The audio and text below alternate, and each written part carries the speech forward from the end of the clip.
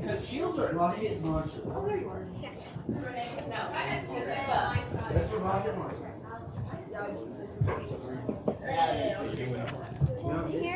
No. Yes, of course you can.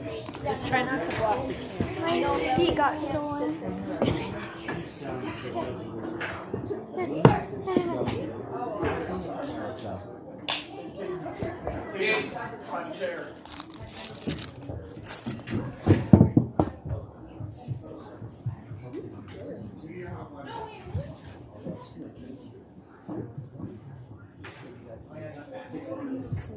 Whose is this and where did I get it from? I gave it to you and it was trash. Oh, that's Bella's. Josh is like me. Excuse me.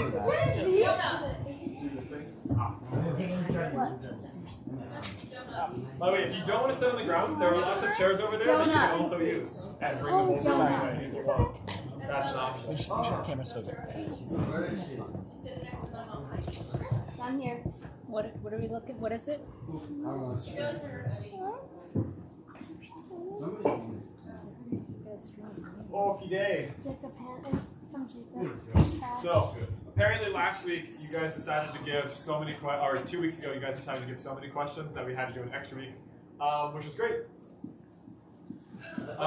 Sorry, I had to do a PowerPoint presentation in one of my classes, which is terrible and dumb, but the thing went off like 30 times in 5 minutes, and I was about to just chuck the professor's computer at some point. I stood there and I was giving the presentation doing this. On the thing the whole time so it wouldn't go to sleep. Anyways. So, what? Go to settings and turn off sleep. Yeah, I can't just do that on someone else's laptop. Click one, just type sleep. That's it. Anyways, the last 2 weeks ago, you guys gave lots of good questions, so we still have 2 left, but we're going over 3.5 today. And the half, I'll explain why that's only a half, because I'm not going to give a full answer on that one, because we're going to talk about it later. But our first one this week is, what should I do to go into ministry? This person asked specifically about college classes and stuff like that. I think college classes are a good idea when you get to college, usually. I don't know about taking them early. You can if you want. If you were going to, I would simply take an intro to New Testament, intro to Old Testament, stuff like that. Historical overview or church history or something like that will be good ideas. If you need information about that, I went to a Bible college. Deanna went to a Bible college. Luke went to a Bible college. I went to Colorado Christian University. Janelle went to Westmont in California for the cool kids. I have lots of money. Deanna went to Sterling in Kansas. Sterling in Kansas for those people who don't. And then Luke, who's always good with answering questions and stuff, he went to Westmont, and then he got 2 degrees from Denver Seminary. So if you have any questions about exactly how to do that, all of us would be decent resources to help you kind of navigate that. But if I'm being honest, I personally wouldn't worry about that very much right now, because I am continuously astounded, even in seminary, by all of the people who don't know things that they should know. That's because a lot of people don't spend enough of their time doing research on their own.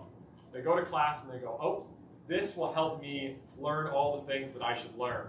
But that's really not where you get a lot of the learning. And if you get there to do that kind of learning, you're going to miss out on the best parts. Okay?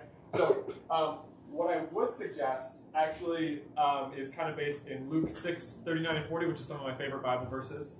Because it says it's Jesus talking, he also told them this very, very short parable. Can the blind lead the blind? Will they not both fall into a pit? The student is not above the teacher, but everyone who's fully trained will be like their teacher. Okay, so I think college is cool in a lot of ways because you get lots of different teachers and you can learn from a lot of different teachers. But the problem is, for the most part, you don't learn anything except for what they're teaching.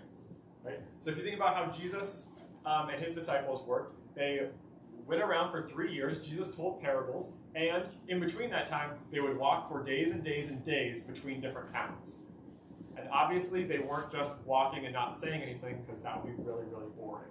right? So they are experiencing life together, they're walking together, and Jesus is showing them his whole life, right? And that's not something that you get that much from most college professors, right? You don't see their whole life. That'd be kind of weird if your college professor was like, hey, come live at my house. Though I did that at one point for a year. Janelle's parents were both teachers at CCU, and I lived at their house for my senior year of college, which was a great time. Okay, this is a random aside. Janelle's mom is the scariest teacher ever. She would say things like, once she was an English teacher, and she would say things like, at the end of class, she'd be like, Dominic, Peter, Aurelia, do your reading next time. It's an English class, not a pretend you read class. And like, it was the worst. And then I missed the final in one of her classes.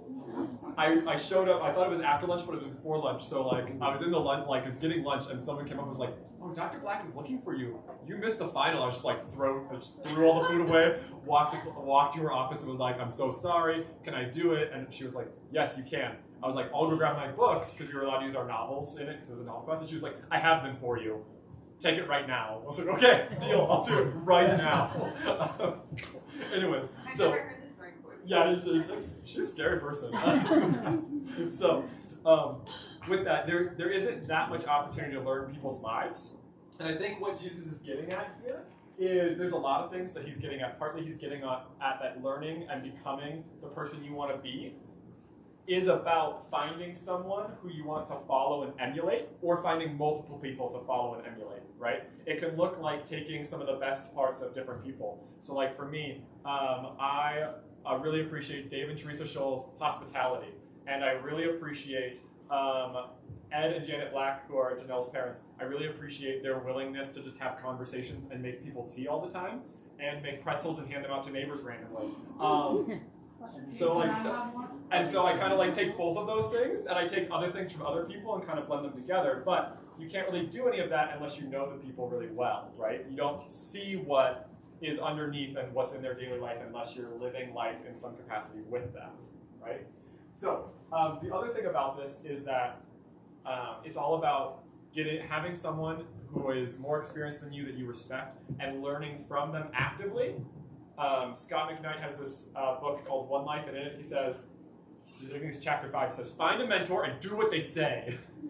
Because a lot of people will find mentors or find people they respect, and then they'll just not do what they say, which seems really dumb to me, right? So find someone you respect, whether it be your parents, whether it be not your parents. Probably both would be a good option. And find out what they think you should work on, talk with them, and work on those things, right? So, like I said, find someone to emulate. The other thing is just consume resources, or as the kids say, content. Next time. Anyways, so like just find things to learn and learn. Whether that be reading books, do that. Whether that be listening to books, do that. Whether that be listening to podcasts, lots and lots of podcasts. Especially once you learn to drive, just never use the radio again. And just listen to podcasts all the time. Okay? All of these things will help you to have all the knowledge that you'd want to have in ministry anyways, right? So honestly, a lot of the things that you learn in Bible college and seminary, they're useful, but they're not the most useful things. You're going to learn a lot from the people who are teaching the people that you want to teach if you're in ministry, right? If you're in ministry, you're not going to be teaching other ministers, which is part of the problem of ministers teaching ministers, right? Learn about what the people want to learn, and then be able to teach them that. Cool? Because no one cares that I can tell you approximately how many people lived in the city of Jericho. Okay? No one cares. Right? It's not a thing. And no one cares that in Jericho, before the battle, we actually have like a document talking about them requesting a certain amount of troops, and that certain amount of troops tells us how many people were there. No one cares. And those are the kinds of things that you're going to learn, which Luke will never say from the stage, right? So if you want to be a minister, consume resources, but consume things that actually matter, not just all of the super Bible nerd things, because you're rarely going to get to use them anyways, right? The next thing, actually, that I didn't put here because I'm bad at doing PowerPoints, is that you should start doing ministry, right? Start finding places to serve. There's always someone that you can teach, there's always someone that you can help with, something you can help with, there's always someone you can serve. As Luke was talking about this morning with generosity, it's like if you want to be generous in the future, start being generous now. If you want to be a minister later, start being a minister now. Because there's tons of people, and I know tons of people in seminary, who they're like, I want to be a minister once I get my master's. And then when they graduate their master's, actually know a guy who did this, he was like, well, I'm going to be a minister once I get my doctorate. It's like, why are you not just doing it now, and also you could do the education piece, right? If you're not practicing doing it now, you're not, either you're not going to be good at it later, or you're not going to do it later at all, okay? The last one is build a strong relationship with God now. This is something that everyone told me. They were like, when you become a pastor, it's going to be really hard to have a relationship with God. It's going to be a lot harder than you think. So you should do it right now. Get ready, prepare, set up your, like, what you're going to do and how you're going to do it. Set up your quiet times really well, all of those different things. Make sure that you have a strong foundation, because there's nothing like ministry to make you have a hard time doing quiet time, at least in my opinion, right? Part of the problem is I think it's really easy, at least in my brain, to be like, well, I was at church for this much amount of time.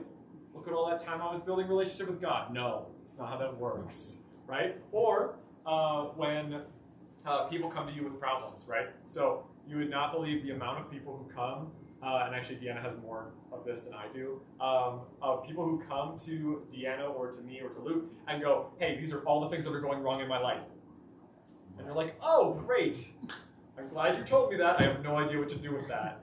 And it's very emotionally taxing a lot of the time. And if you don't have a solid relationship with God, you're going to go home and you're going to fall asleep and you're just never going to do any of those other things. And then eventually, you're just going to get burnt out from not having that, building that relationship continually. Okay? So, all of these things are important if you want to be a minister, but at the same time, if you want to be a Christian, these are all still important things, right?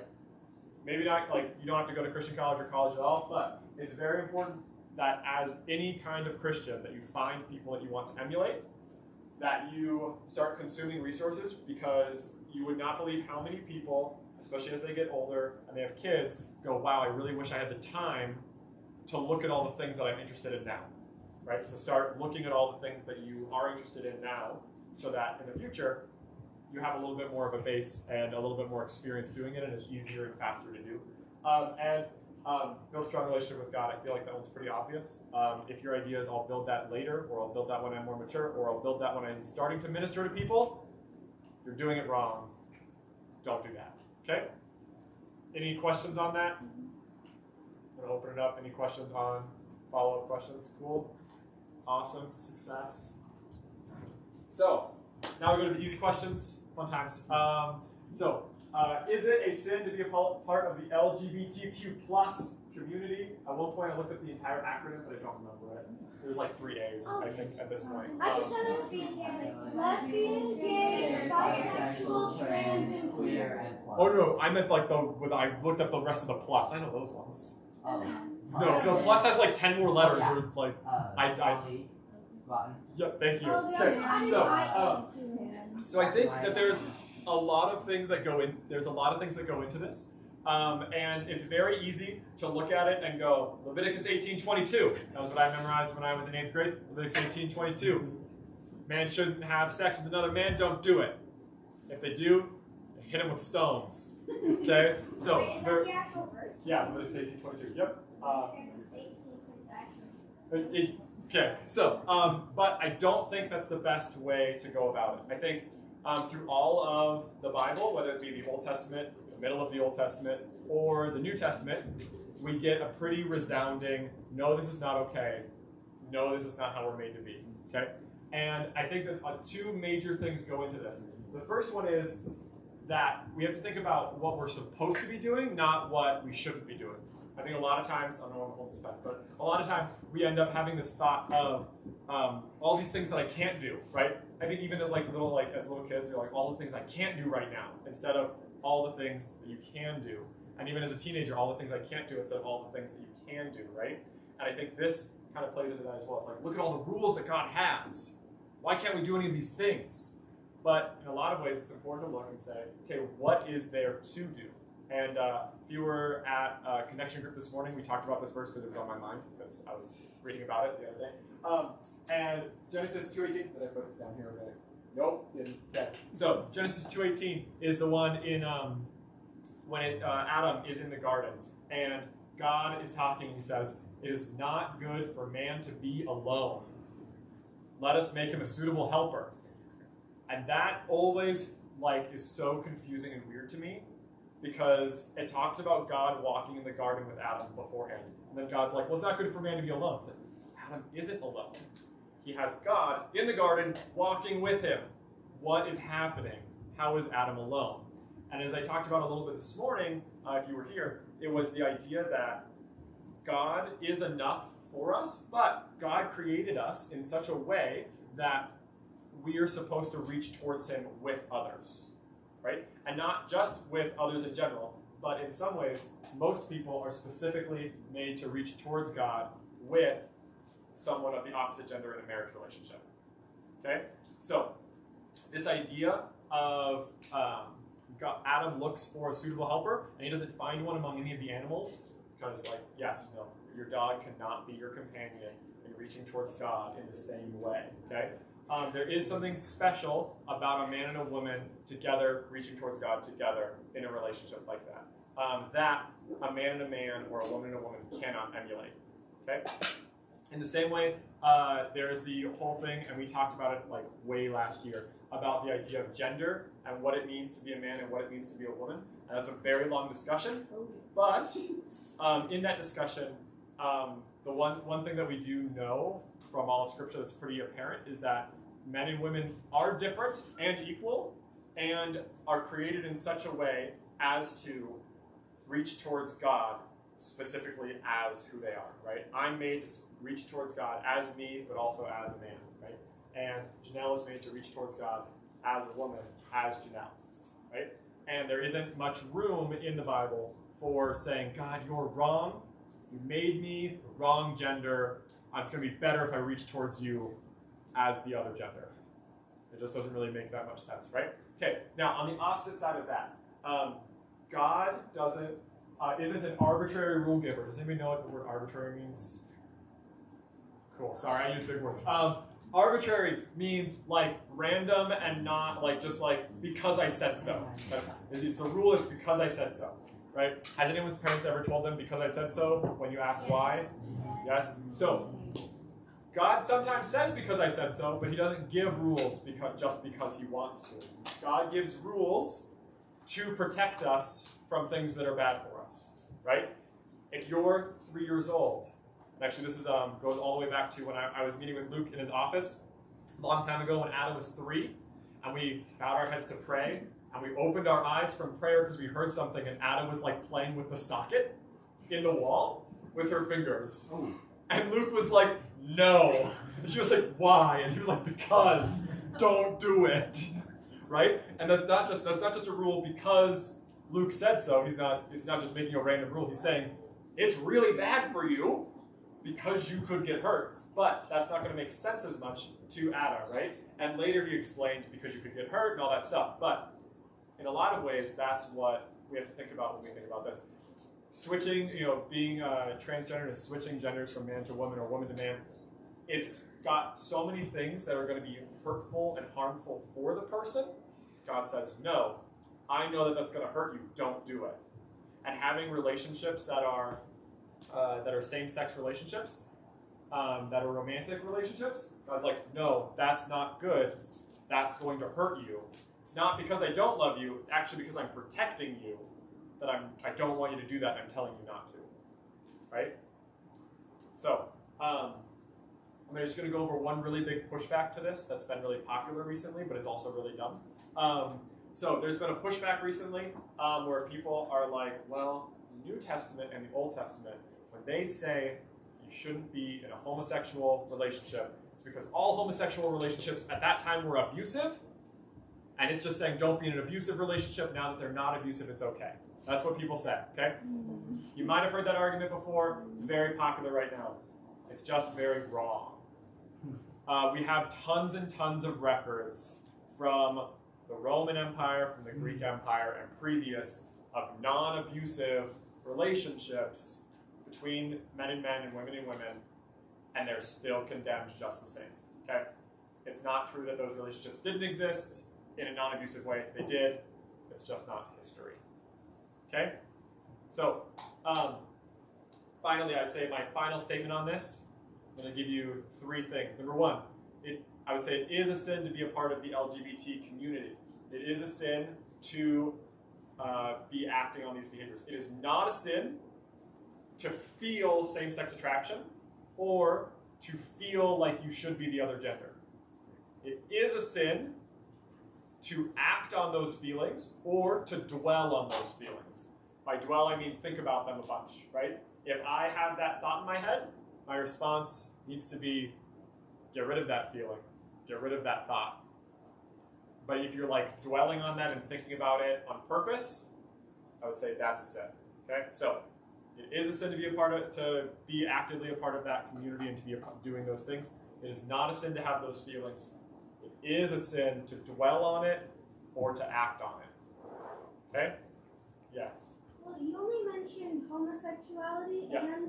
and transgender. Yes. But like, there's asexuality, which means you don't have Yes. sexual attraction. Is that a Yes. sin? So no, asexuality is not a sin because you're not actually like there's no action that's taking place there.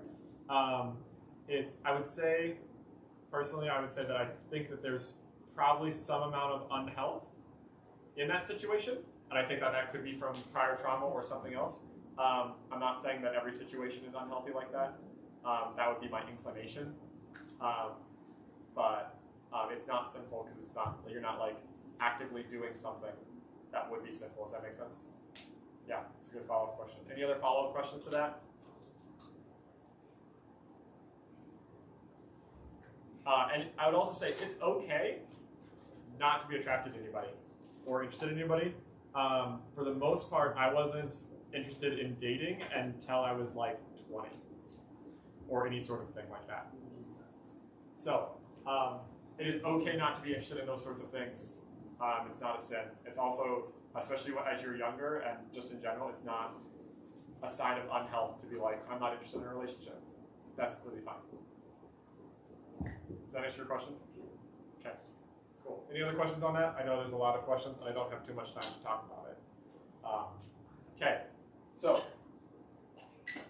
what time is it? I need to make sure that I don't go over time because in the intro slide I promised it. Okay. Okay, so last one is, how can you help a friend you know is doing something wrong? Okay, Matthew 18, 15 through 17, this is Jesus talking to the disciples. And he says, if your brother or sister sins, go and point out their fault just between the two of you. If they listen to you, you have won them over, but if they will not listen, take 1 or 2 others along, so that every matter may be established by the testimony of 2 or 3 witnesses. If they still refuse to listen, tell it to the church, and if they refuse to listen even to the church, treat them as you would a pagan or a tax collector. Okay? So, this is on the more extreme side, right? I think we all have situations where we end up sinning, right? Raise your hand if you haven't sinned sometime in the last year. Yeah.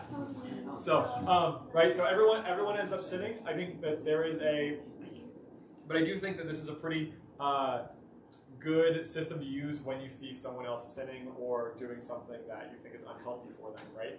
And it looks like going to them in private, not in front of everybody, because that would be weird and probably be unhelpful if I was like, oh, and I see you doing something wrong and I just want to talk to you about it right now. That would be weird, right? Owen doesn't ever do anything wrong. He's the only one that would like raise his hand for not sinning. But there is this idea that if you talk to them one-on-one, and the majority of the time, I would say a lot of the time, people are going to go, yes, that was a mistake. That was something I shouldn't have done. I'm trying not to do it. Even if I've done it before, right? I'm trying not to do it. I'm working against it, right? It's I think the problem of if someone wants to do it and continues to do it, right? So that goes back to when I was in Wisconsin and I talked to my boss who was having an affair. And I was like, hey, no, this is not okay and not happening. I was at a Christian company, he was a Christian, and I knew his wife really well, and his kids. And I was like, hey, no, this can't happen.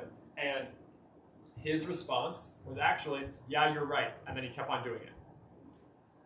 And I was like, hey, no, and I did it again, and it kept on happening. So I went and I got 2 other of his friends that were also my friends, and we were like, hey, stop, right? Usually, I would say there's 2 reactions, which is I'm going to stop or I'm not going to stop, right? I think those are pretty much, and there's the middle reaction of I'm going to stop and then they don't stop, right? But if someone wants to stop or is trying to stop, the best thing you can do, as Janelle talked about a while ago at this point, is be kind, go to them and be direct and honest and just lay it out there, right? Make sure that you're not doing it from an unhealthy place, or you're not doing it because you're mad at them, or all of those different things. Do it well, do it wisely, because even if I go one-on-one and I'm like, I go to Deanna because I think she's doing something wrong and I start yelling immediately, it's not going to work, right? So, in that, I think one of the things that I need to remember a lot is remember you cannot make decisions for them, because a lot of times there's this thing of like, well, I can just fix this person. It's like, no, it's not how it works. You're just going to get yourself in a lot of trouble if you think that by going to them, you can change their decisions for them. That's not how it's going to work. It's going to have to be them changing their decisions, right? Secondly, speak with them confidentially and individually. So not going and talking to everybody or around everybody.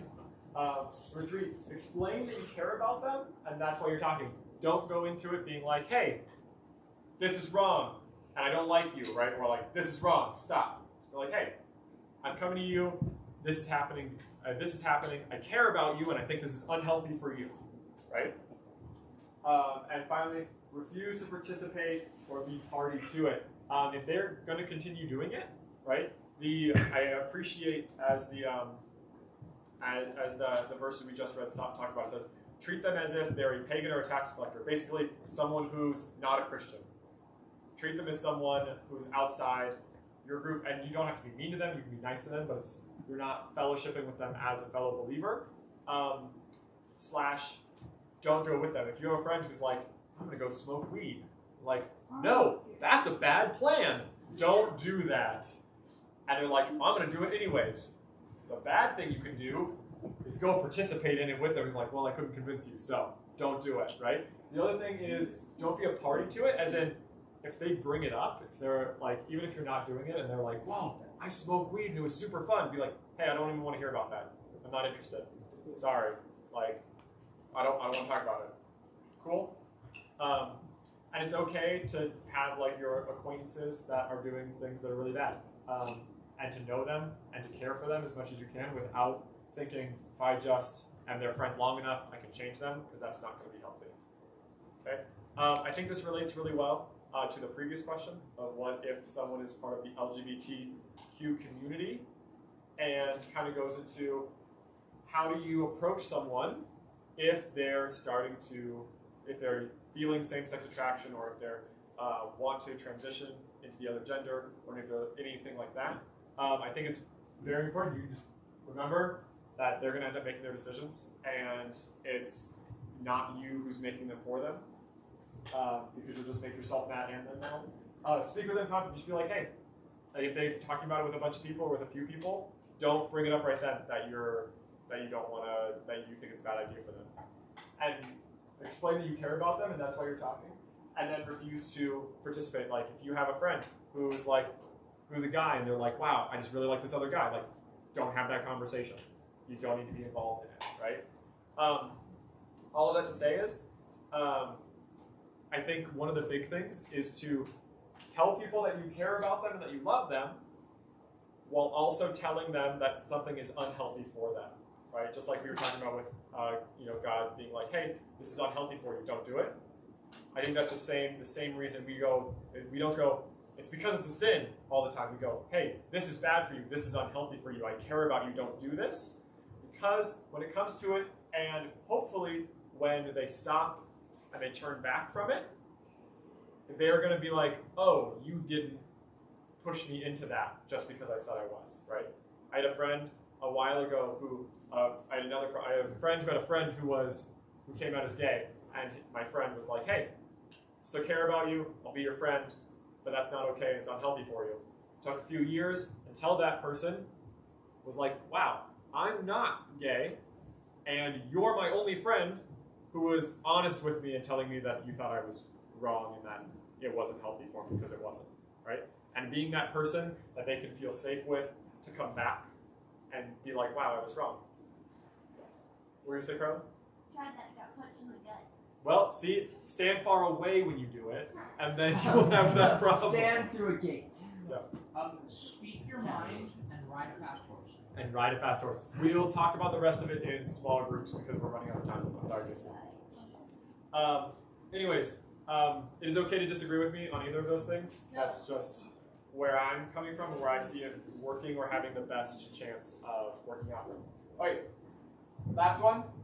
What do I think about the Enneagram? Enneagram. Yes, so I'm pretty sure that Janelle planted this question because she texted me it. It was like one of my, someone sent me this, and Janelle really likes the Enneagram, so I think that she's, yeah, anyways. I'm not sure that one of you sent this one in. Anyways, so the Enneagram is like a personality thing. It's like a personality type. It has types 1, 2, 3, 4, 5, 6, 7, 8, 9. I appreciate the Enneagram. I think it's very helpful in a lot of ways, and I think as with a lot of personality things, whether it be Myers-Briggs, like the ESTP or any of those things. Anybody know what the Myers-Briggs is? Okay, or the color test.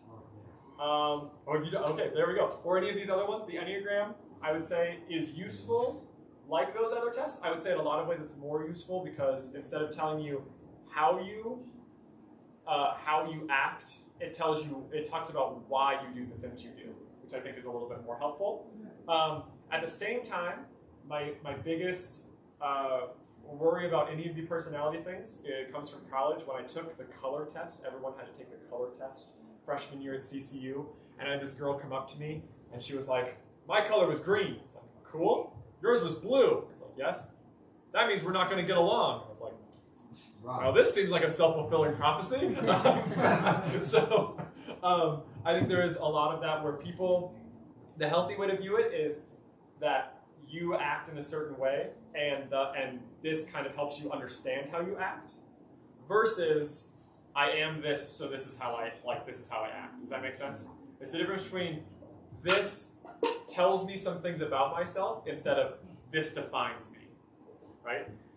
There's actually a book called The Road Back to You, which talks about the Enneagram, and in it, one of the things he says is, the Enneagram tells you about lots of things that you think and do and how you think and do.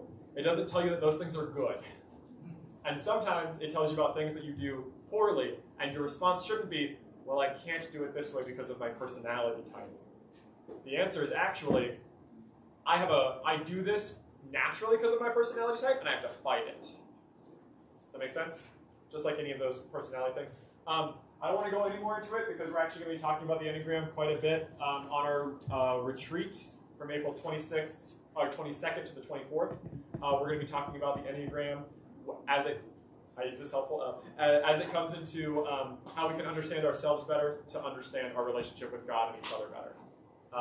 But my final word on that is, I think it's helpful. Don't get too obsessed with it, because that'll just be unhelpful, and you'll end up telling someone that you're not going to be friends with them because they're a number 4 or whatever.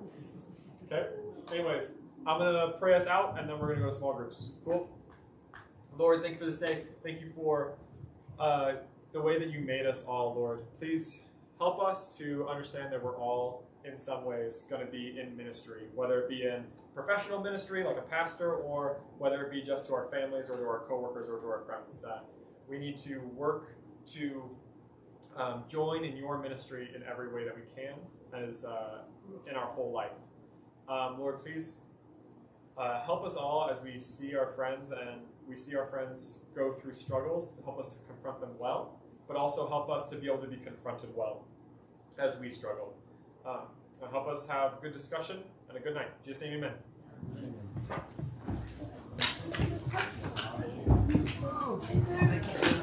If you're a high school girl, you're with Janelle. Yes. You're a middle school boy, you're with Ben. High school girls with Janelle.